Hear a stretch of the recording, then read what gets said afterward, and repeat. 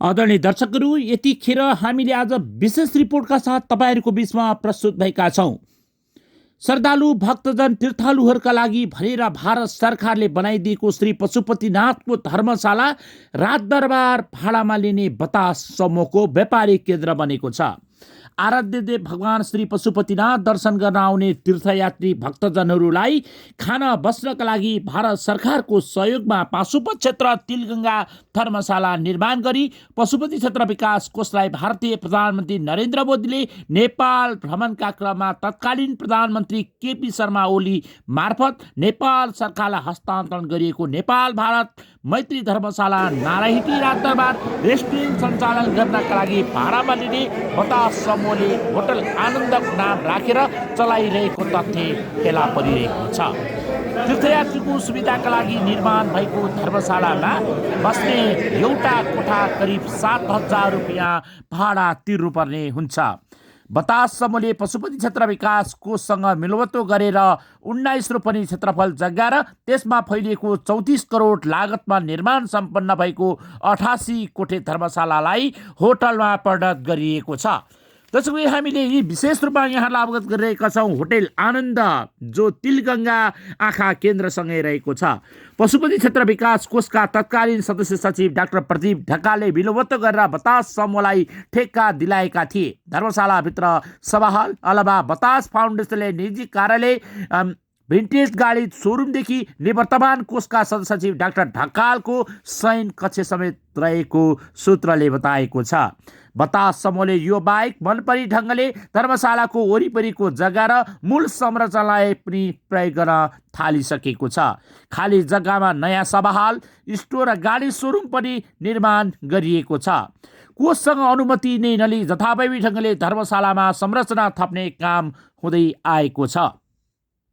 बतास फाउन्डेसनले 88 कोठे एक अत्याधुनिक धर्मशाला उर्फ होटल सञ्चालन गरे बापत पशुपति क्षेत्र विकास कोषलाई मासिक 8,78,416 रुपियाँ दिने गरी 2076 साल वैशाख 30 गते कोषका तत्कालीन सदस्य सचिव डाक्टर प्रदीप ढकाल र त्यसैगरी बतास अर्गनाइजेसनको तर्फबाट ओस्कार बतासले सम्झौता पत्रमा हस्ताक्षर गरेका देखिन्छ। स्मरण होस्, पशुपति क्षेत्र विकास कोष आफ्नो स्वामित्वको कुनै पनि क्षेत्रमा भाडा लगाउँदा विशेष गरी यी कार्यहरू गर्नुभन्दा अगाडि संसदलाई आफूलाई नभई सार्वजनिक खरिद महाशाखा मार्फत नै सम्झौता हुनुपर्नेमा यस कार्यमा भने सचिव डाक्टर ढकाल आफै नै सम्झौतामा उत्रेको देखिन्छ।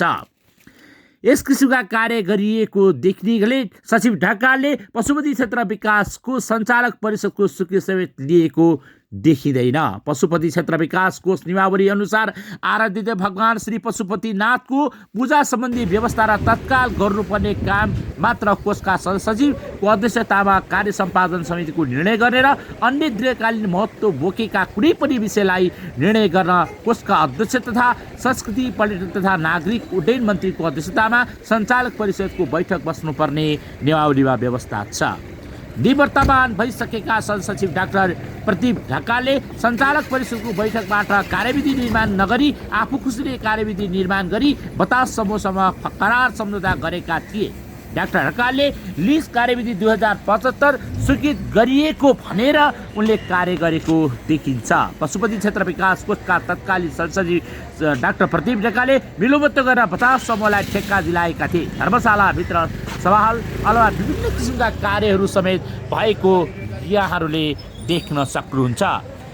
यस किसिमका नेपालको आफ्नै स्वामित्व आराध्य भगवान श्री पशुपतिनाथ विराजमान रहेको पावन भूमिको यस किसिमका दोहन भइरहेको देख्दा सबैका मन दुख्ने गरेका छन्।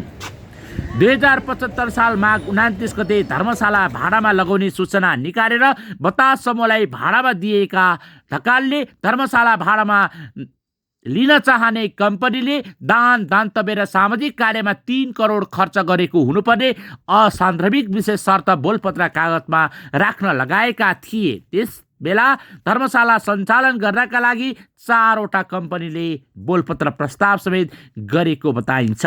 3 कम्पनीको प्रस्ताव स्वीकृत अस्वीकृत गरेका 52 समूहलाई उनले स्वीकृति दिएका र अहिले पशुपति धर्मशालालाई होटल आनन्द सञ्चालन गर्न दिएको र 2073 साल वैशाख 30 गते सम्झौता गरिएको छ।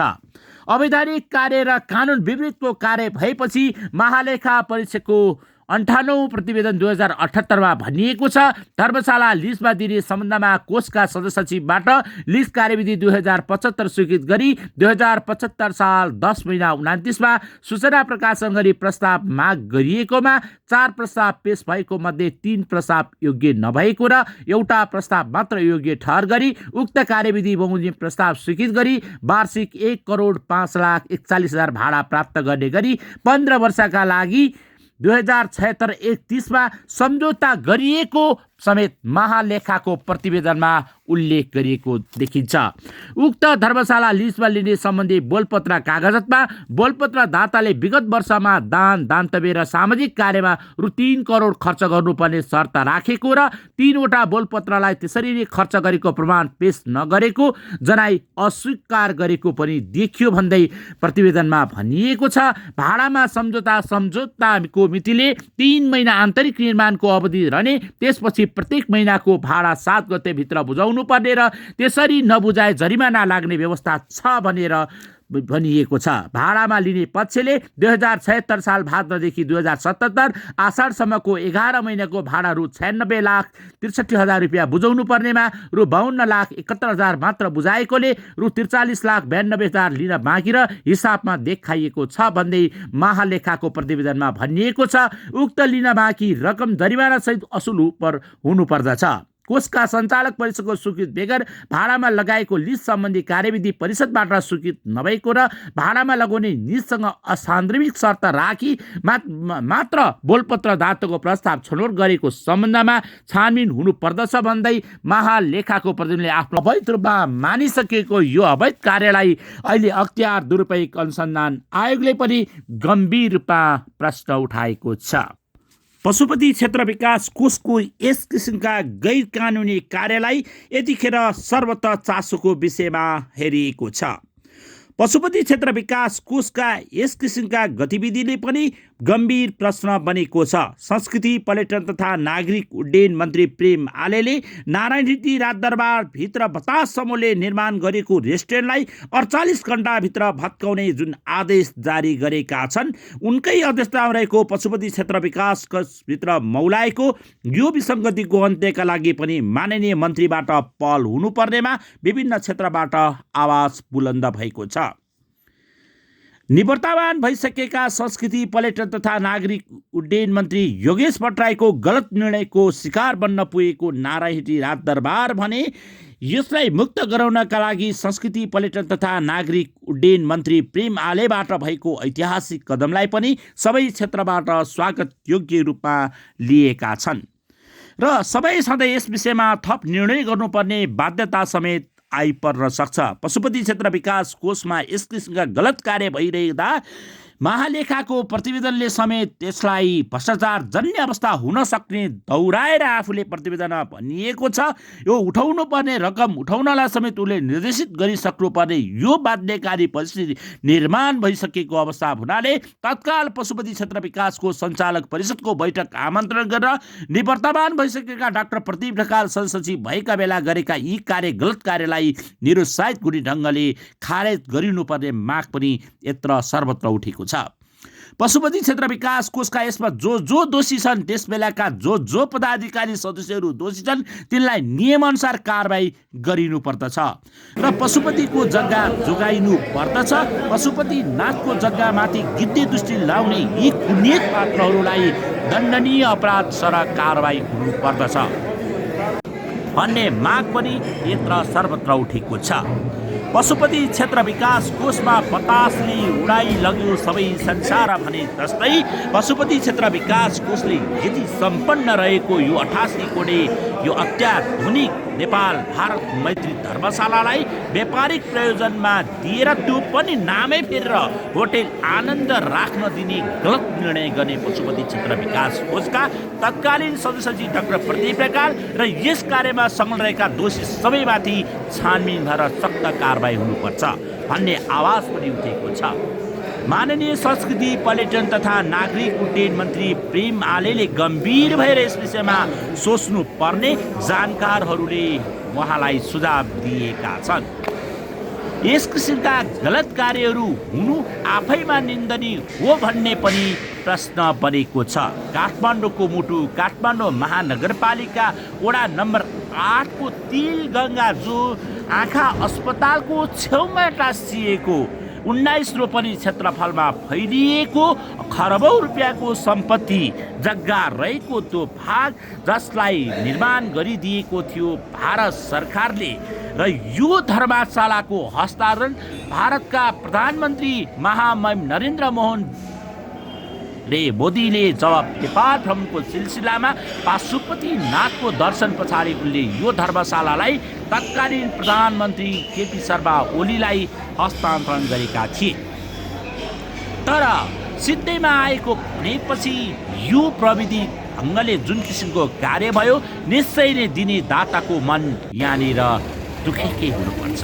हेर्नुहोस् त, नेपाल भारत मैत्री धर्मशाला छोपेर होटेल आनन्दको बोर्ड राखिएको छ। दर्शकवृन्द, यो कतिसम्मको ज्यादती हो, यो कतिसम्मको भ्रष्टाचारको गन्ध आउने गर्छ। आज आँखा पर्यो राजतन्त्रको अन्त्यपछि गणतन्त्र बनाएका यी गणतन्त्रका नायकीहरूले यस किसिमका कार्य हुनु आफैमा निन्दनीय हो र पशुपति क्षेत्र विकास कोषले एउटा धर्मशाला सञ्चालन गर्न सक्दैन र पशुपति क्षेत्रमा झन्डै 500 को हाराहारीमा रहेका कर्मचारी केका लागि एउटा धर्मशालाको विधि सञ्चालन गर्न सक्दैन र यसका लागि नेपालीहरू योग्य सम्झिँदैनन्। पशुपति क्षेत्र विकास कोषले यसको जवाफ दिनुपर्ने हुन्छ।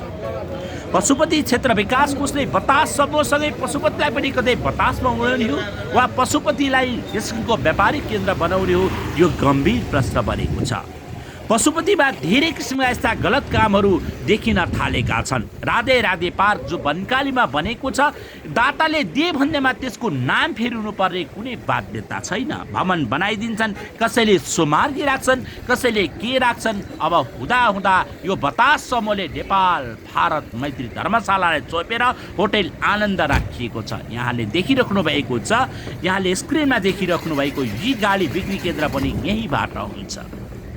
यस्ता गलत कार्य हुँदासम्म सम्बन्धित निकायले ध्यान नदिने हो भने भोलिका दिन गम्भीर हुन सक्छ। अख्तियार दुरुपयोग अनुसन्धान आयोग त्यस्तै गरी राष्ट्रिय सतर्कता केन्द्रले फाइल लगेर यस विषयमा अनुसन्धान कारबाही अगाडि बढाइरहेको समेत सूत्रले बताएको छ। हुन त प्रधानमन्त्री पत्नी आर्जु देउबा बतास समूहको सल्लाहकार रहेको रहस्य पनि खुलिसकेको छ। त्यसैले हात्ती आयो खुस्सा हुन सक्छ। गम्भीर अनुसन्धान गरिनुपर्छ। यो राष्ट्रिय सम्पत्ति माहातको दोन र त्यो पनि धार्मिक क्षेत्रको धार्मिक सम्पत्तिमाथिको गिद्धे दृष्टिलाई किमार्थ सही मान्न सकिँदैन। दर्शकवृन्द, हामी यो काठमाडौँ महानगरपालिका वडा नम्बर 8 जुन यहाँहरूले बागमती पुल त्रिभुवन अन्तर्राष्ट्रिय विमानस्थल गौशालाबाट जाँदा पुलबाट आँखा अस्पताल देख्नुहुन्छ, त्योसँगै नेपाल भारत मैत्री धर्मशाला छ। तर यसलाई अहिले आनन्द होटेल भनेर सम्बोधन गरिन्छ। यसका दोषीहरू को हुन्? यसका दोषीहरूलाई किन कारबाही हुँदैन?